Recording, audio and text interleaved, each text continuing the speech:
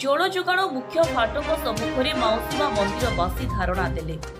ନବରଙ୍ଗପୁର ଜିଲ୍ଲା ତେନ୍ତୁଳିଖୁଣ୍ଟି ବ୍ଲକ ପରଜା ବାରଙ୍ଗପଦର ପଞ୍ଚାୟତ ଅନ୍ତର୍ଗତ ମାଉସୀମା ମନ୍ଦିରବାସୀ ତଥା ପୂର୍ଣ୍ଣବାସୀ ପଟ୍ଟନାୟକ, ଦମୟନ୍ତୀ ସାମନ୍ତରା, ହାଲମ ବେଗମ, ମାନଜିତ କୌଶି ପ୍ରମୁଖ ବହୁ ମହିଳା ମେଗାଜଳ ପ୍ରକଳ୍ପ ଫାଟକକୁ ଅବରୋଧ କରିବା ସହ ଧାରଣା ଦେଇଥିଲେ।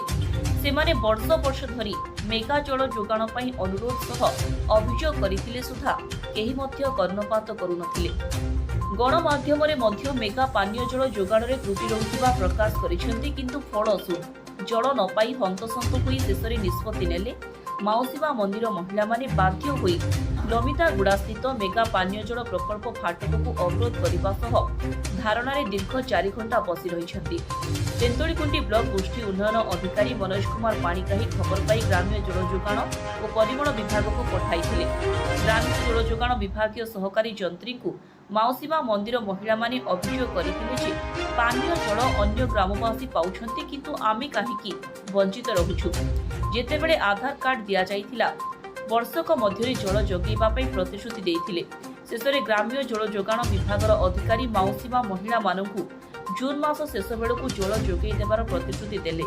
ମହିଳାମାନେ ଚେତାଇ ଦେଲେ, ଯଦି ଜୁନ ମାସ ଶେଷ ସୁଦ୍ଧା ପାନୀୟ ଜଳ ଯୋଗାଣ ନ ଦିଆଯିବ, ମାଉସୀମା ମନ୍ଦିର ମହିଳାମାନେ ଇନ୍ଦ୍ରାବତୀ ମୁଖ୍ୟ ରାସ୍ତାକୁ ଅବରୋଧ କରିବୁ ବୋଲି ପ୍ରକାଶ କରିଛନ୍ତି ଏବଂ ଯାହା ଅପ୍ରୀତିକର ପରିସ୍ଥିତି ସୃଷ୍ଟି ହୁଏ ବିଭାଗୀୟ ଅଧିକାରୀ ଦାୟୀ ରହିବେ କହି ଧାରଣାକୁ ସମାପ୍ତ କରିଥିଲେ ମହିଳାମାନେ। ଆମେ ପାଣି ପାଇଁ ବହୁତ ଅସୁବିଧା ହଉଛୁ। ପାଣି ଆମକୁ ଆମ ସାହି ଦେଇକି ଯାଉଛି, ଆମ ଇନ୍ଦ୍ରାବତୀ ନଦୀ ଦେଇକି ଅଲଗା ସାହିକି ଗଲାଣି, ହେଲେ ଆମେ ପାଣି ଟୋପାଇଲେ ଆମେ ପାଉନାହୁଁ। 5 ବର୍ଷ ହେଲାଣି। ସେଥିପାଇଁ କି ବର୍ତ୍ତମାନ ଆମେ ସମସ୍ତେ ଧାରଣା ଦେଇକି ଅଛୁ, ପାଣି ଯୋଉଦିନ ପାଇବୁ ଯିବୁ ନହେଲେ ଯିବୁନି। ଆପଣ এই বিষয়ে আগରୁ কাହା অভিযোগ ଦେଇଥିଲେ କି ଜଣାଇଥିଲେ? ଆମେ ଦେଇନୁ, ଅପେକ୍ଷା କରିଥିଲୁ। ସେ କହିଥିଲେ ଆମକୁ ପାଣି ଛାଡ଼ିଦେବେ ବୋଲି, ବର୍ତ୍ତମାନ ପାଣି ଛାଡ଼ି ନାହାନ୍ତି। କହୁନ୍ତି କ'ଣ ଅସୁବିଧା ଅଛି, ଯଦି ଅସୁବିଧା ଅଛି ତାହେଲେ କରୁନାହାନ୍ତି କ'ଣ ପାଇଁ? ଏଠି କ'ଣ ମୋଦି ସରକାର କହିନାହାନ୍ତି ଅସୁବିଧା କ'ଣ ସମ୍ମୁଖୀନ କରିବେ ବୋଲିକା, ପାଣି ଛାଡ଼ିବେ ବୋଲି? ତାହେଲେ କ'ଣ ବି ଆଜି କ'ଣ ଛାଡ଼ି ନାହାନ୍ତି? ଆମେ କ'ଣ ବି ଅସୁବିଧାରେ ଅଛି, ଗୋଟେ ଗାଁ କ'ଣ ବି ଅସୁବିଧାରେ ଅଛି ମାଉସୀମା ମନ୍ଦିର କଲୋନୀ। ଆଜି ଆମେ ପାଣି କୋଉଦିନ ଦେବେ, ଏଇଠୁ କହିସାରିଲା ପରେ ଲେଖିକି ଦେଇ ସାରିଲା ପରେ ଯିବୁ, ନହେଲେ ଆମେ ଯିବୁନି। ଆମର କଥା ଶୁଣିବେନି, ସେତିକି ପର୍ଯ୍ୟନ୍ତ ଆମେ ଏଠି ଧାରଣାରେ ବସିଥିବୁ। କାରଣ ପାଣି ଆମେ ବିଲକୁଲ ପାଉନୁ। ଆମର ପୋଖରୀ ନାହିଁ, କି ଆମର କୂଅ ନାହିଁ, କି ବୋରିଂ ନାହିଁ। ଗୋଟିଏ ବୋରିଂ ଅଛି ଯାହାକି 500 ଲୋକ ତାପରେ ନିର୍ଭର କରୁଛନ୍ତି। ଆଉ କଲୋନୀରେ ସେଠି ଗୋଟେ ହାଣ୍ଡି ପରେ ଗୋଟେ ହାଣ୍ଡି ନେଇକି ସେଠି ପାଟିତୁଣ୍ଡ ବି ହଉଛି। 2ଟାରୁ ଗଲେ 6ଟା ହଉଛି ପାଣି ପାଇଁ ସେଠି ବସିକି ରହୁଛୁ। ତେଣୁକରି ଆମେ ଏଠି ବସିକି ରହିବୁ।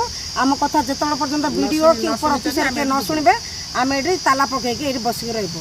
ପାଣି ସମସ୍ୟା ଯୋଗୁଁ ଆମେ ଧାରଣା ଦେଇଛୁ।